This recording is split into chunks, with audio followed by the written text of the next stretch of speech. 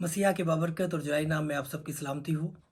उम्मीद करता हूँ कि खुदावंद के फजल से आप सब खैरियत से होंगे। और एक बार फिर मैं खुदावंद का शुक्रिया अदा करता हूँ कि उसने ये फजल बख्शा कि हम आपके साथ मिलकर एक ख़ास टॉपिक पर सीख सकें। और टॉपिक वही है जो हमने कल डिस्कस किया था कि कुरान मजीद बहैसियत मुहाफ़िज़ मसीह। सो आज उसका दूसरा हिस्सा है और ये खुदावंद यीशु मसीह के मरने, दफन होने और आसमान पर ज़िंदा उठाए जाने के हवाले से है। क्योंकि हमारे जो मुस्लिम बहन भाई हैं वो मानते ही नहीं हैं और ना इस बात पर ईमान रखते हैं कि खुदावंद यीशु मसीह मरे, बल्कि वो ये कहते हैं कि सलीब पर खुदावंद यीशु मसीह की जगह कोई और शख्स जो है उसे जो है चढ़ाया गया था। सो आज हम इस बात पर गौर करना चाहते हैं, इस बात को हम डिटेल में देखना चाहते हैं कि आया कुरान मजीद जो है वो इस बात की भी मुहाफ़ज़त करता है या नहीं करता।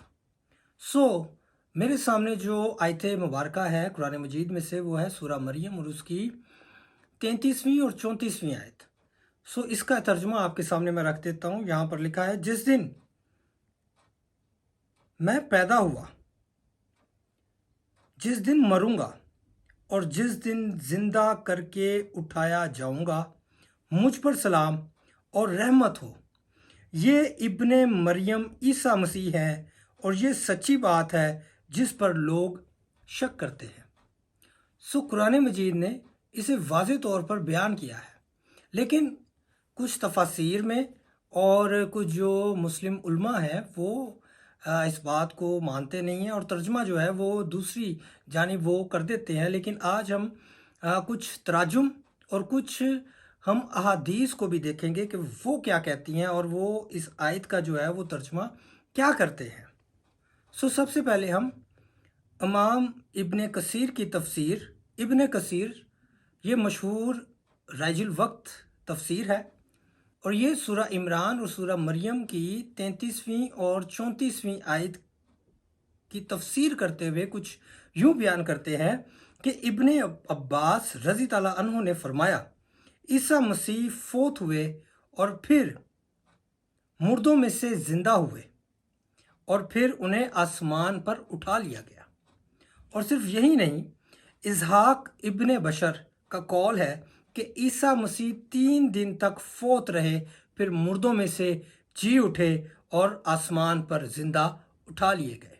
और फिर सही बुखारी जो सही तरीन हदीसों में से एक है वो क्या कहती है, वो ये कहती है कि अबू बकर भी इस बात की तस्दीक करते हैं कि नबी सल्लल्लाहु अलैहि वसल्लम ने अपनी मौत से पहले फरमाया था कि जैसे मेरा भाई ईसा फोत हुआ था, जैसे बाकी रसूल फोत हुए थे, मैं भी वैसे ही मौत का मज़ा चखूंगा।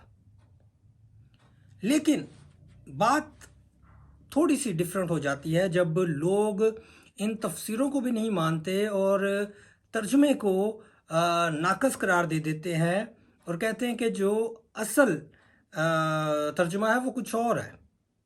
और फिर इसके बरक्स वो एक और आयत का हवाला दे देते हैं, सूरा निसा है और उसकी 157वीं आयत है, जहाँ पर कुछ यूं मरकूम है।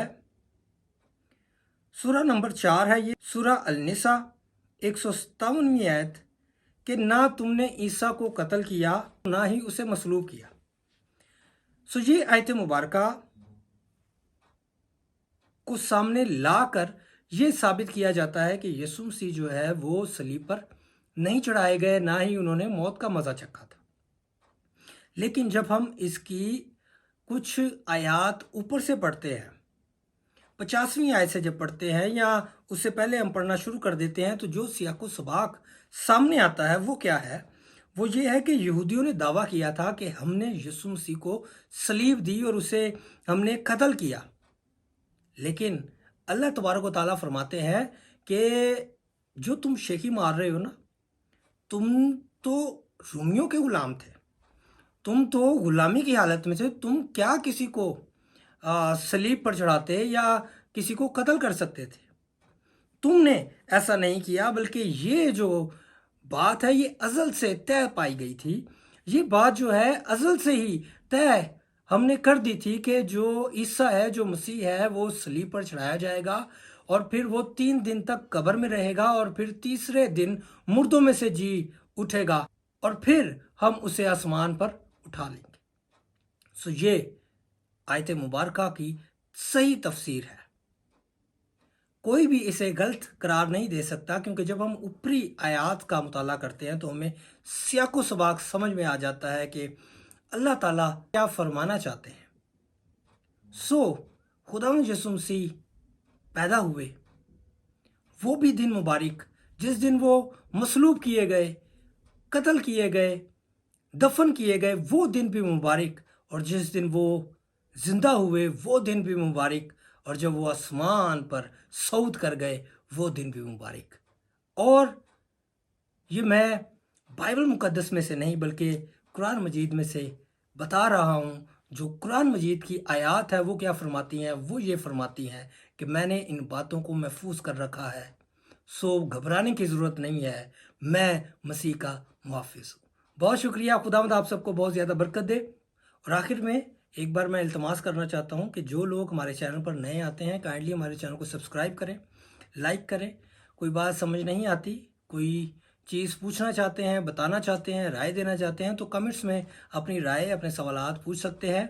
और इन वीडियोस को ज़्यादा से ज़्यादा लोगों तक शेयर करें ताकि हम खुदावंद के कलाम को ज़्यादा से ज़्यादा लोगों तक पहुंचाने वाले हो जाएं। और जो लोग फेसबुक से हमारे साथ जुड़ते हैं तो काइंडली वो भी हमें यूट्यूब पर ज्वाइन करें और हमारे चैनल को सब्सक्राइब करें, और ऐसे ही वीडियोस को देखते रहें और खुदावंद के कलाम को हम मिलकर सीखते रहेंगे और सिखाते रहेंगे और लोगों तक जो है वो पहुंचाते रहेंगे। बहुत शुक्रिया, खुदावंद आप सबको बहुत ज़्यादा बरकत दे। आमीन।